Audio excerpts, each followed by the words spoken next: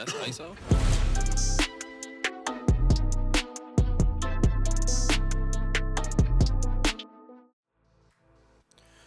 Okay guys, so we're going to be doing a leg workout today. As I said earlier, we are deep into my diet, so things were a little bit difficult today, so I was feeling not a lot of energy, so it was just a case of getting in and getting it done. So we're starting off with a front squat.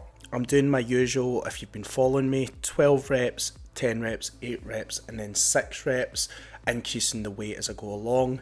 Just make sure with your front squat that you keep your elbows up nice and high, and then you're squatting down nice and low, just below 90 degrees and driving up. This predominantly hits the quads, and yeah, just starting off with that big compound movement again to get us going.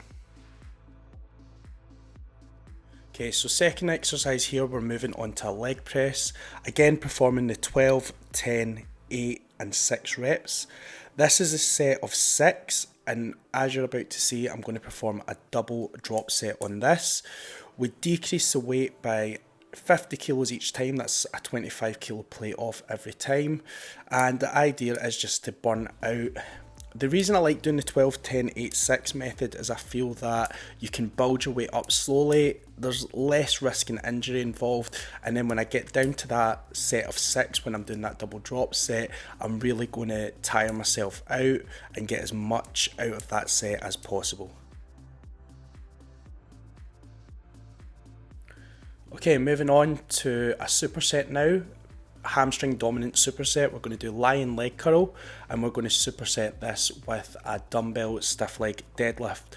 One thing I'm very aware of is when I train in another gym is not taking up too many machines at once. So when I do superset, I like to use sort of 2 machines either close to each other, or as you can see in this, I've brought my dumbbells over to my lion leg curl.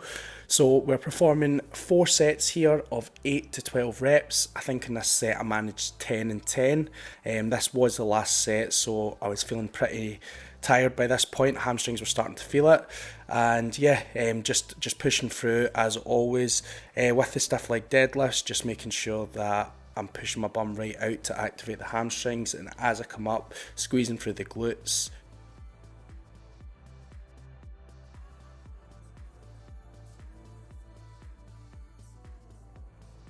Okay, so moving on to our 4th set of exercises, we have got a superset again. This time it's going to be more quad dominant. We've got leg extension, and we're going to superset this with Bulgarian split squat. As you're about to see, like I spoke about in the last set, I'm using my space efficiently in the gym, and I'm going to place my leg onto the leg extension machine rather onto another bench. I just always think that it's good to be aware of your other gym users, and that way I'm only taking up one machine rather than taking up another bench that someone could be using. So just always be aware with that when you're in the gym.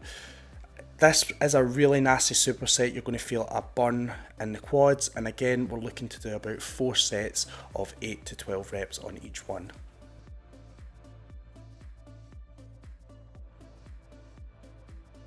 Okay, so this is going to be our last exercise before we move on to some calves. We're going to do a seated leg curl, and we're going to perform 7 sets of 10 reps on this. This is off the method of SFT7 training, and basically the idea behind this is just to get as much blood flow into the muscle. If you follow my workouts, I'm all about like sort of finishing with what I would call a finisher, and this method is just slightly different. It's meant to stretch the fascia in the muscle, which therefore promotes more growth. I do like always finishing all my workouts with some sort of finisher where I'm really tiring out the muscle and I feel like I've got nothing left.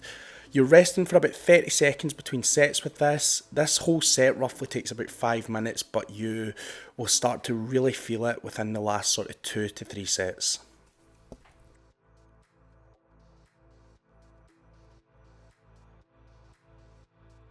On to calves now, and we're starting off with a seated calf raise. We're going to perform 4 sets of 8 to 12 reps in this. As you can see, right up to the top, big squeeze, and slowly lowering down. A lot of people like to go heavy in their calves. I tend to keep the weight that little bit lower, get more reps out, and really focus on the contraction at the top.